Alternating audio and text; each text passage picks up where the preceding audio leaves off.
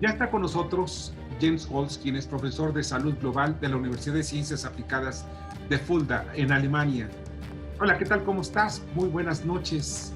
Buenas tardes a usted. Estoy bien, todo bien aquí. Qué amable. Oye, James, hay algo que a mí me parece muy importante, sobre todo lo que tú has venido manejando en tu trabajo, pues sobre todo profesional, en relación a lo que está pasando. ¿Qué es lo que hemos aprendido los seres humanos del SARS-CoV-2 o el COVID-19? Bueno, todavía no sé qué realmente ha aprendido la humanidad a la larga, pero existe la oportunidad de que aprendamos algo, eso sí es obvio.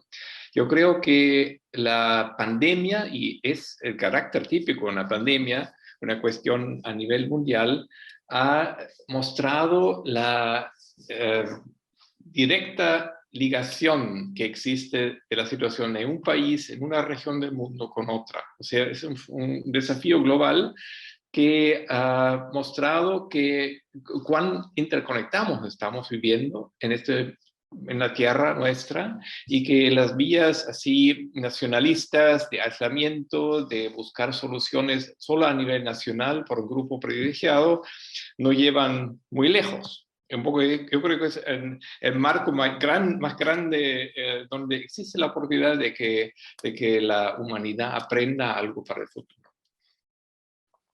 Estaremos viendo en estos momentos un egoísmo, sobre todo de las naciones más ricas con las naciones pobres, porque pues al final de cuentas es un egoísmo que puede llevarlos también a una crisis de salud, porque pues no es lo mismo frenar dentro de estos países una pandemia que frenarla a nivel global. Como digo, es una pandemia, ¿no? Es una epidemia que se limita a un país, a los países vecinos, etc. Y ese egoísmo nacionalista, yo lo llamo nacionalista, no solo nacional, ha quedado muy obvio y demuestra o vuelve a mostrar abiertamente la brecha que todavía existe a nivel mundial entre los países ricos de mayor ingreso y los países más pobres, menos desarrollados, como se llamaba antes. Hay distintas denominaciones para describir el desequilibrio que existe a nivel mundial entre lo que tienen los unos y lo que les falta a los otros. Una pandemia es un desafío no solo global, sino también universal. Y es de muy corta vista y incluso nefasto pensar solamente en solucionar una pandemia a nivel nacional. Claro, usted menciona, son más allá de los canadienses que han comprado, asegurado 8 dosis por persona, Estados Unidos, la Unión Europea también, una mayor cantidad, y hay un montón de países, sobre todo en África, en el sureste de Asia y en partes de América Latina también, como en Nicaragua, por ejemplo, donde faltan recursos para comprar en el mercado mundial la vacuna que es costosa, que es demasiado costosa. Y lo que falta, lo que se requiere implementar es un sistema solidario a nivel nacional para enfrentar la pandemia de forma universal y exitosa. Existe Estamos incluso la idea de algunas la industria farmacéutica de vender la vacuna más barata a los países más ricos porque han invertido ya en el desarrollo de la vacuna, y cobrar más a los países más pobres como Sudáfrica, que es ridículo, que corresponde al principio de equivalencia que conocemos de seguro social o seguro de salud, por ejemplo, pero lo que falta es implementar un principio de solidaridad, de que los que tienen más cotizan, pagan más, y los que tienen menos paga menos, pero cada uno recibe de acuerdo a necesidad.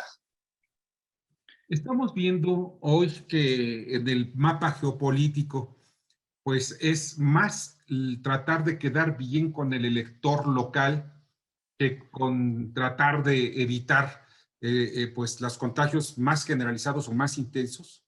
Uh-huh. Cierto, ha quedado bastante evidente en distintos lugares, incluido el país donde vivo yo, Alemania, que en marzo del año pasado ha cerrado las fronteras, y cerrar fronteras dentro de la Unión Europea, de contrato de Schengen, es algo diferente comparado con cerrar las fronteras en América Latina o más aún en una isla como Nueva Zelanda. Ha sido una situación bastante incómoda para los países vecinos y una decisión demasiado rápida que en parte no se justifica. O sea, la pandemia, la epidemia no acepta las fronteras nacionales. Hay que ver dónde hay enfoques más intensos, más peligrosos y dónde no. Pero eso corresponde normalmente, no corresponde normalmente a las fronteras nacionales.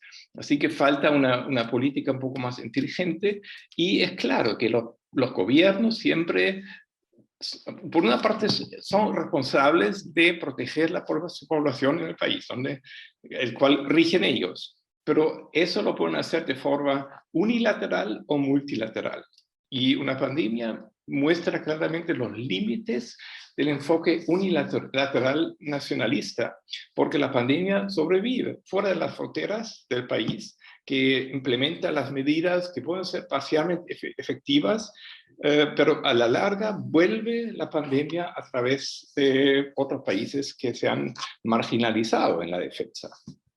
Caso concreto de América Latina, estaremos hablando de alguna crisis política, incluso social, derivado de una pandemia en donde no se estén llevando a cabo las medidas adecuadas para llevar vacunas hasta las regiones más recónditas, más apartadas de la sociedad. Bueno, desconozco, o sea, no conozco en detalle lo que está pasando en los distintos países de América Latina, pero es un desafío para todos los países, sobre todo los países más mayores, más grandes, con mayor territorio, eh, garantizar el suministro equitativo de vacunas. Pero hay otros desafíos, no solamente geográficos, sino también, y eso tiene otra implicación, hay un desafío social también. Obviamente, esa injusticia, la iniquidad que mencioné respecto a la distribución al acceso a la vacuna a nivel mundial, se repercuta también a nivel nacional. O sea, son los que pagan más, que pueden pagar la vacuna, la acceden más rápido. Y es una cuestión de un desafío para la salud pública en cada país, de asegurar que cada uno, y sobre todo los de mayor necesidad, o sea, los grupos a mayor riesgo, tengan alcance equitativamente. Yo creo que es un desafío que existe, que es mayor en algunos países comparado con otros, debido a condiciones geográficas, infraestructura, etcétera, pero es un desafío muy importante que demuestra la capacidad de los gobiernos de administrar una crisis como la del COVID-19. Ahora, bien, la crisis de salud desembocó en una crisis económica, pero puede desembocar en crisis sociales, regionales e incluso electorales. Yo temo que no solamente puede, sino va a terminar una mayor crisis social a nivel nacional y también global, porque lo que se puede aprender de otras crisis, de otras pandemias, más de pandemias no tanto, pero otras crisis mayores, globales, es siempre lo mismo, que la brecha social dentro de los países crece. Y es bastante obvio que todas las medidas para frenar la pandemia del COVID-19 afecta mucho más a las capas sociales inferiores, de menor ingreso, que no pueden renunciar a exponerse diariamente al transporte público para llegar al trabajo, que no pueden trabajar en el llamado home office como las personas de mayor ingreso y de educación superior. A la larga, y también va a provocar muchas bancarrotas a nivel de la empresa mediana y pequeña, no hablar del sector informal, que se ve perjudicado tremendamente porque no tiene posibilidad de seguir ganando su dinero de cada día. Y yo creo que a la larga, inevitablemente, va a surgir una mayor iniquidad social y la única medida para prevenirlo es invertir con plata pública, con fondos públicos, para prevenir lo más posible. No se puede evitar el 100%, pero invertir lo más posible en apoyar a las capas a los grupos sociales más afectados a superar la crisis de forma que no queden empobrecidos completamente al final. Hay gobiernos que lo hacen a lo largo del mundo, pero es un desafío fiscal también, y para allí también los gobiernos de los países más ricos, para no hablar de las empresas transnacionales que se benefician tremendamente de la crisis actualmente, quienes deberían pagar mucho más para superar la crisis actual, una parte por lo menos de lo que están del superávit que están produciendo actualmente, para aliviar el peso en la población más afectada. Ahora, dentro de todo este panorama, pues vienen también otros aspectos que mucha gente está esperando. Ya se habrá terminado, vamos, la crisis derivada por la pandemia, ¿habrá terminado ya en este año o se esperarán más años y ya que llegó la pandemia, el COVID-19 ya llegó para quedarse? Mira, no me gusta mucho participar en las especulaciones que todo el mundo hace, pero yo personalmente temo que no se vaya a haber superado, no se va a haber superado la crisis dentro de este año. No sé en qué medida se logra limitar y frenar la pandemia. Eso sí puede avanzar tremendamente, pero las consecuencias, las secuelas de la pandemia, de la crisis económica, social, etcétera, van a continuar mucho más. Y si veo el acceso, incluso en los países europeos, por ejemplo, el acceso a la vacuna, que puede contribuir tremendamente a superar la crisis, la pandemia, eso me pone un poco más escéptico, y si entonces empiezo a pensar en lo que está pasando en los países más pobres, por ejemplo en África, yo no veo acceso a la vacuna dentro de un periodo razonable. O sea, yo creo que los países más marginados solo van a poder vacunar a un porcentaje importante de la población en el año que viene o incluso más tarde. Pues estaremos viendo también que el desarrollo económico pues va a tener un despegue ligero o breve durante este periodo para que posteriormente en los próximos 2, 3 o 4 años podamos recuperar quizá parte de lo perdido en el 2020. Sí, eso puede ocurrir, pero allí veo otro peligro, porque en este momento estamos en una situación muy particular.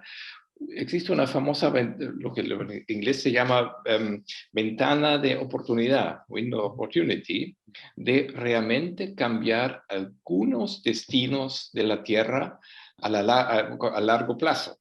Porque no puede ser, y yo preveo un poco la reacción del empresariado, de los obreros, de la población en su mayoría, de volver a lo de antes, lo más rápido posible para recuperar.